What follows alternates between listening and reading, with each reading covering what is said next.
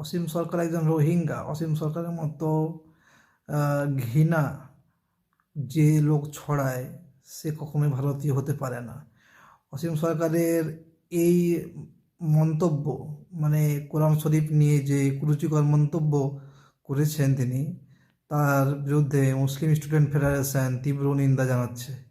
আমরা মুসলিম স্টুডেন্ট ফেডারেশনের তরফ থেকে অসীম সরকারকে চেতাবনী দেয় কি আগামীতে যাতে সে এরকম কুমন্তব্য করার আগে 5বার ভাবে।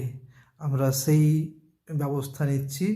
পশ্চিমবাংলা জুড়ে আমাদের যে কর্মসূচি পালিত হবে অসীম সরকারের এই কুরুচিকর মন্তব্যের জন্য, তা বিজেপি হাড়ে হাড়ে টের পাবে।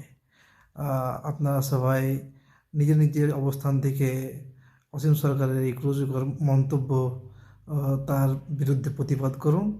আর বিজেপিকে আপনারা টের পাইয়ে দেন যে আসল রোহিঙ্গা কে আর আসল ভারতীয় কারা।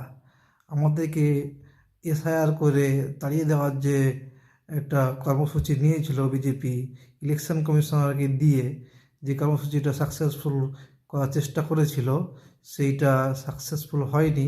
তারপরে এই রোহিঙ্গা আমাদের কোরআন শরীফ নিয়ে কুরুচিকর মন্তব্য করছে। তীব্র ধিক্কার জানাই মুসলিম স্টুডেন্ট ফেডারেশনের তরফ থেকে। এমএসএফ জিন্দাবাদ।